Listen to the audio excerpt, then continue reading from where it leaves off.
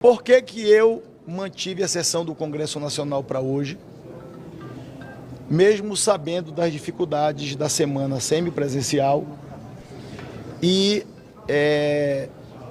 dessa falta de coordenação entre as lideranças da Câmara dos Deputados e do Senado Federal? E por que falo isso sobre a falta de coordenação sobre a agenda do Congresso? E não é culpa do líder. É culpa de todos que estão há 30 dias. O Brasil todo sabe, há 30 dias eu fiz uma sessão no Senado e eu anunciei na sessão do Senado que as cobranças em relação a uma nova sessão do Congresso Nacional para a deliberação dos vetos, elas eram, como estão sendo todos os dias, intensas por todos os colegas senadores e deputados. Então eu mantive a sessão de hoje porque há 30 dias atrás eu anunciei numa sessão do Senado que justamente hoje, dia 18 de junho, 10 horas da manhã, eu iria fazer uma sessão do Congresso Nacional para a deliberação dos vetos e dos PLNs que estão carecendo de deliberação. São PLNs do Congresso importantes para o Brasil. Se não me engano, são 5, apesar que nós temos 11 PLNs no Congresso. Os outros, como a Comissão de Orçamento foi instalada essa semana, com a eleição do deputado Domingos Neto, eu optei de encaminhar para a Comissão de Orçamento, para que lá ele possa ter o trâmite normal, na condição de projeto de lei do Congresso Nacional. E separei os 5 que foram considerados os mais importantes pelos congressistas e pelo governo.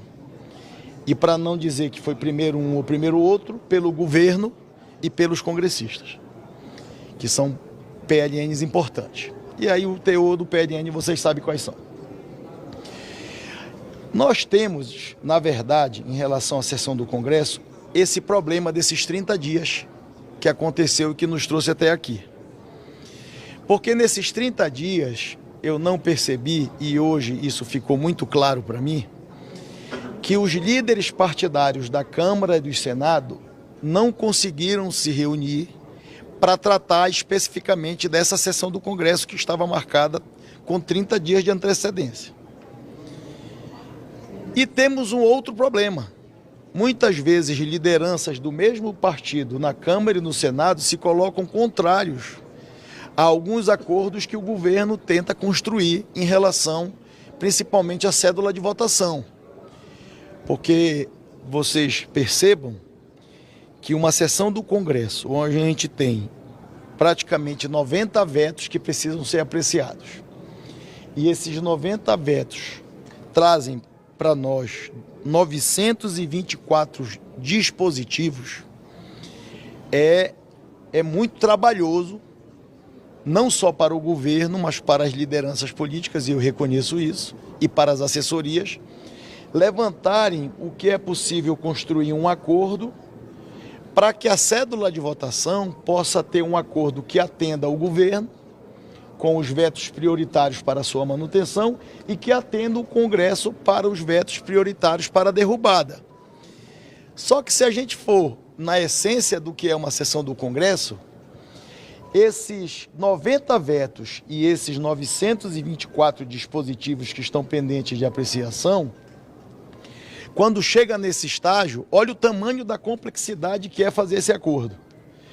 Os 90 vetos e os 900 dispositivos, eles só foram vetados porque a Câmara e o Senado os aprovou em determinada legislação.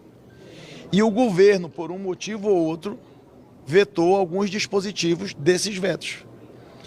Então é muito difícil tratar com o Congresso que votou essas leis ou essas normas e que aprovou na Câmara e no Senado, depois da tramitação nas comissões, o líder do governo sentar numa mesa para construir um acordo do que vai derrubar e do que vai manter. É um paradoxo, inclusive, porque o Congresso votou e aprovou, a Câmara e o Senado. Ou seja, os líderes da Câmara e do Senado, eles votaram essas leis e aprovaram. O Poder Executivo vetou a lei. E quando ela vota para o Congresso, teoricamente, na prática, era para o Congresso apoiar a derrubada de todos os 924 e o governo apoiar a manutenção de todos os 924. Então eu acho que isso é até uma oportunidade didática de falar para o Brasil e para a imprensa brasileira, porque fica a todo instante querendo entender por que não tem uma sessão do Congresso toda semana. Por que a gente não consegue fazer um calendário de deliberação da sessão do Congresso dos vetos? Porque muitos desses vetos também podem causar um impacto gigantesco nas contas públicas do Estado brasileiro, com a sua manutenção ou com a sua permanência. Então, eu queria dizer a Vossa Excelência, líder Randolfo Rodrigues, Vossa Excelência é um sobrevivente nessa missão. Porque se o líder do governo iniciar uma reunião com um deputado ou com um senador para falar de um veto,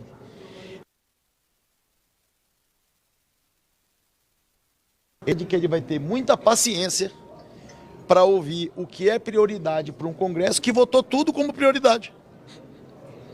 E ele tentar, em nome do governo, mediar o entendimento do que vai se manter numa cédula de 900 dispositivos e o que vai se derrubar. E, efetivamente, o que aconteceu nesses 30 dias? Nós não conseguimos fazer 1, 2, 3, 4 ou 10 reuniões dessas acontecerem. Não conseguimos fazer.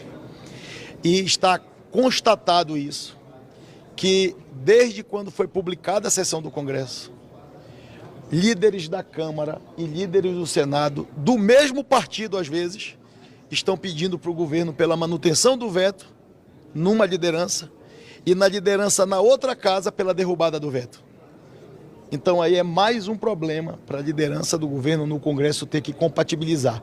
Porque quando o líder vai procurar o governo, efetivamente, no processo legislativo, a orientação de todos aqueles que solicitaram o veto é pela manutenção do veto.